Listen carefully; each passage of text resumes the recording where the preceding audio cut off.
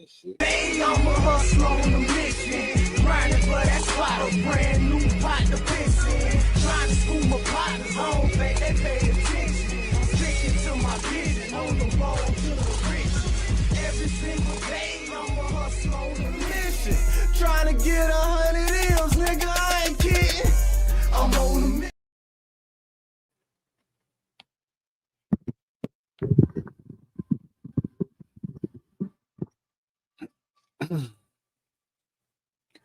Home Meat TV, hustlers on a mission every day. Sponsored by dividendsofpearl.com.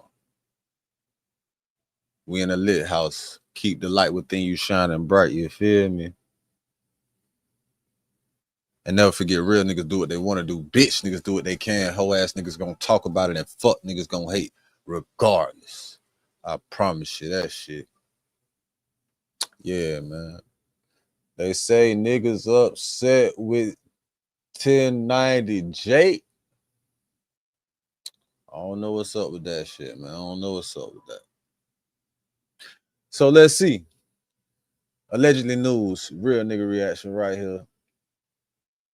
Hustlers on a mission every day, TV. They say it's some paperwork came out with Larry Hoover, so the GD's mad at 1090 Jake. Because 1090 Jake got the platform that shed light on everybody's paperwork. He don't give a fuck who you is, nigga. You could be Jesus Christ, nigga. If you Jesus Christ, if Jesus Christ got paperwork, 1090 Jake gonna motherfucking pull that shit out and be like, look, here. You know what I'm saying? This time BC, 2400 BC. Shit like that. Shit. My stomach just started hurting. Alright, what this shit about? We finna find out.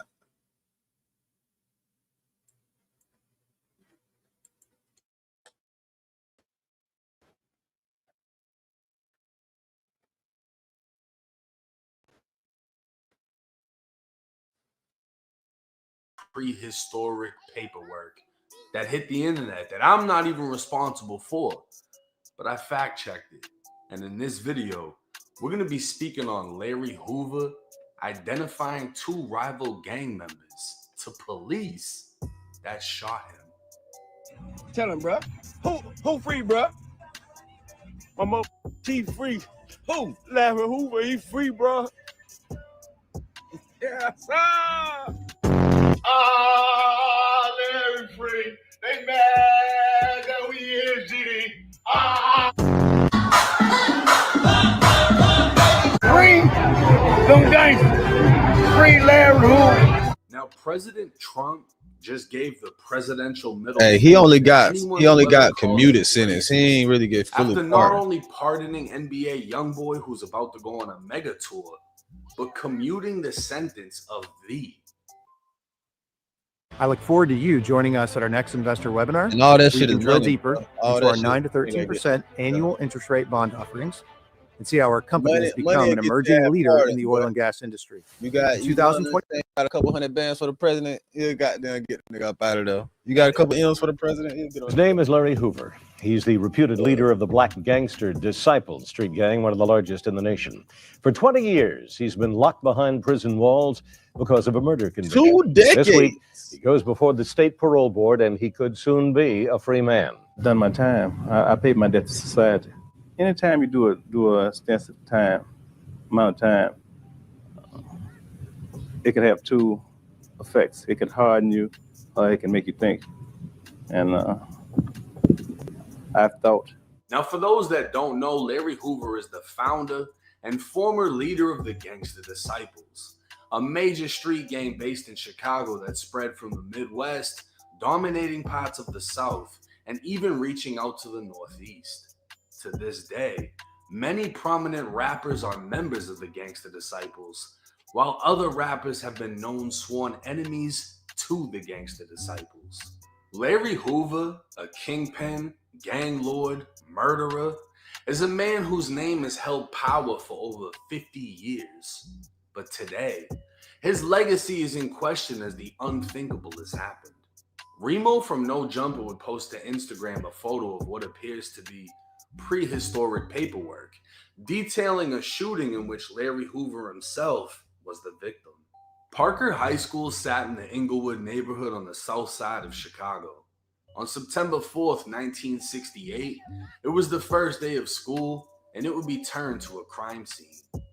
Leader of the Supreme Gangsters, 18-year-old Larry Hoover, informed the police that he was standing in the school hall just outside the principal's office when two members of the East Side Disciples appeared.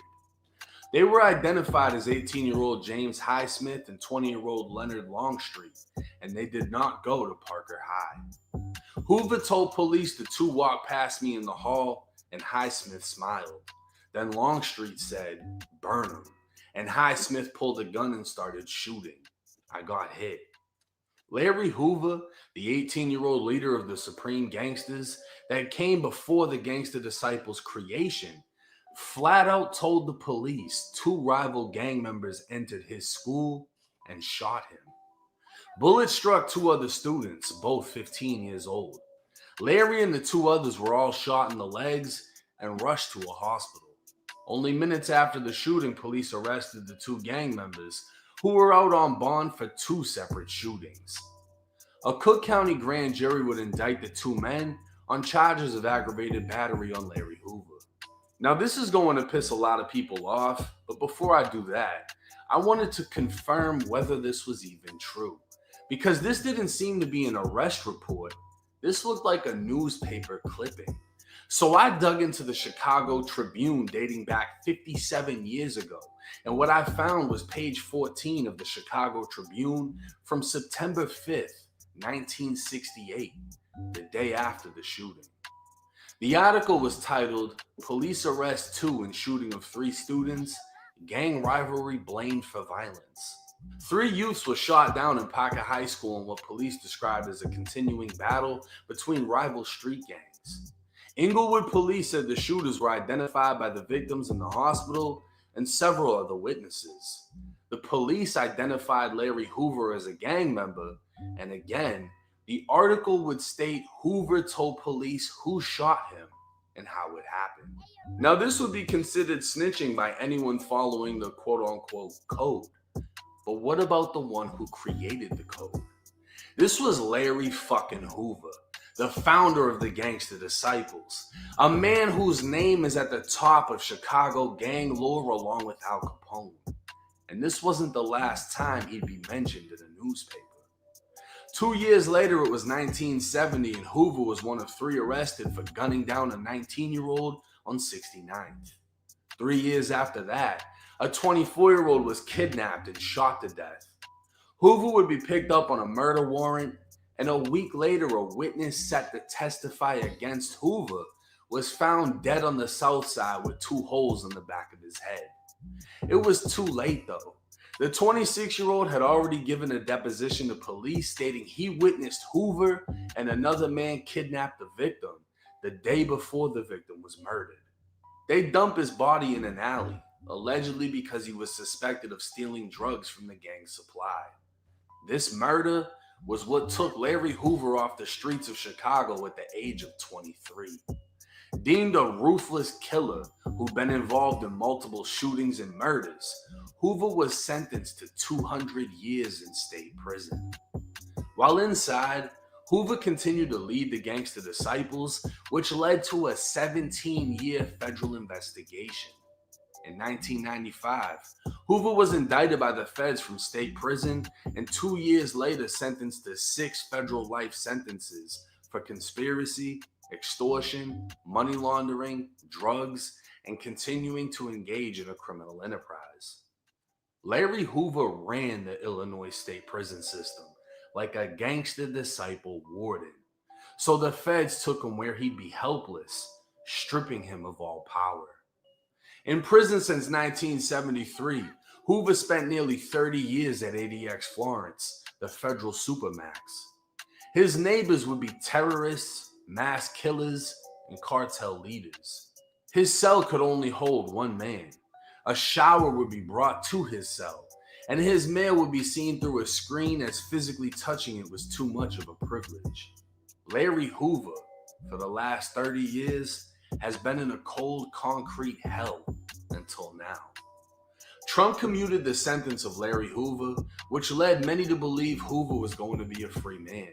But many fail to realize Hoover was serving 200 years before the feds stepped in, and he has to finish it. A bittersweet victory for those that know him, as he's one step closer to home, being now that he'll be back in Illinois. But at 78 years old, it isn't known how long he has to continue fighting for his freedom. One would assume he'd be treated like a god in Illinois State Prison. The man is a Chicago legend, but one can also wonder, why is it always when someone's about to be released, paperwork comes out of nowhere? We saw the same thing happen with Big Meech, and how everyone, including Meech, thought he'd be welcomed home like royalty, and instead, the former drug lord is doing Instagram promo. But what about the GDs? How are they going to react to reading the clear black and white of Larry Hoover, the very founder of their beliefs, identifying the two rival gang members who shot him when he was 18? Does it not count because it was so long ago, or because Hoover became so powerful, nobody dared talk about his statement without the risk of being killed? As of May 29, 2025, Larry Hoover is no longer in federal. I start nursing school in September, and before I sent off my application, I ran it through Grammarly. I graduated with my bachelor's and master's degree before AI really took off, so I'm really excited to use this because it has a plagiarism check, and if you've been federal custody. And according to the Illinois Department of Corrections, he's been transferred to Dixon Correctional Center, a medium security prison. Hoover's current release date is October 25th, 2066. Now, I'm going to say this first and foremost, and with all due respect. If you weren't born in the 50s or the 60s or are a direct relative of Larry Hoover, I don't give a fuck what you have to say. Because if you're one of these GDs that's my age, 30 or younger or even older, talking about why are you talking about it, he don't even know who the fuck you are. This man's been in prison since 1973. So you can save all that gangster shit. I don't want a bunch of pitchforks emojis on my fucking Instagram. I don't give a fuck, to be honest. But it's very interesting that this paperwork came out of nowhere, right? I don't know who had this shit. I don't know if the Stones was holding it. I don't know if somebody was waiting for it, right? But they literally waited until his sentence got commuted, which nobody expected. And then boom, this shit hits the internet. I didn't do it. I don't know where it came from. But I looked into it, and yes, I found multiple articles detailing what took place. And that's what happened. Larry Hoover got shot on his first day of school. He's most likely a senior since he was 18. Two rival gang members walked into school and shot him out front of the principal's office. That's some gangster shit. If this doesn't make you look at Chicago like, holy fuck, it's been like that forever. This was in the 60s. They're walking in schools with guns and popping off in the fucking hallway. Yep. This shit was like that in the 60s. He got hit with blame a young niggas for going. That's probably why he survived. But like, then apparently Hoover went on a killing spree and was just smacking shit. And you got to understand, Hoover got taken off the street at 23 years old. This man was a certified smacker, leader. But unfortunately, if you go by the paperwork, he's also what? He'd be considered a snitch, right? He identified the two people that shot him, and they were rival gang members, and the police went to their house and got them. Now, he wasn't the only one that identified them, but he did. But you got to think about when the code of snitching actually like began.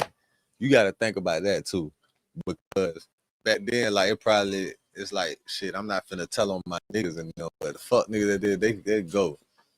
So like the snitching shit, that shit had to advance over time. Like the stop snitching shit, and the campaign weren't really till like I would say the 80s, like it had to be like the late 80s type shit. You know what I'm saying? So if that shit was orchestrated around then, late 80s type shit, does that shit really even count? Like, why niggas bringing this shit up?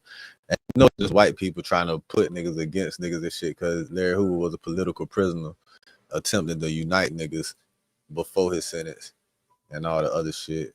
But before the extra shit they had gave him, but fuck this nigga talking about. And there's nothing that can really, there's not an excuse for that. You know what I mean? There's nothing that's.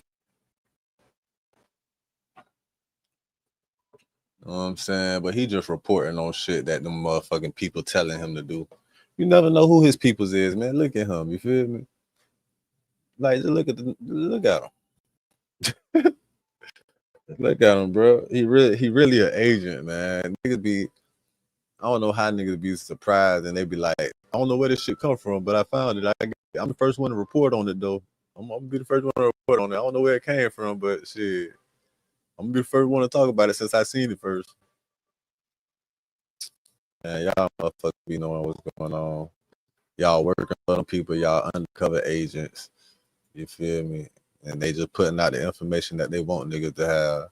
They're trying to turn niggas against each other for whatever reason, however small, however big. Shit is a part of a bigger plan, man, that you niggas will never even begin to understand. Allegedly news, real nigga reactions, R&R moment. We in a lit house. You know what I'm saying? Keep the light within you shining bright and never forget real niggas do what they want to do. Bitch niggas do what they can. Whole ass niggas gonna talk about it and fuck niggas gonna hate. Regardless, nigga. I promise. Hey, I'm a hustler on a mission. Grinding for that spot, a brand new pot to piss in. Trying to school my partners home, babe, they pay attention. I'm sticking to my vision, on the road to the riches. Every single day, I'm a hustler on a mission. Trying to get 100 M's, nigga, I ain't kidding. I'm on a mission, 24/7, 365, until I reach the heavens.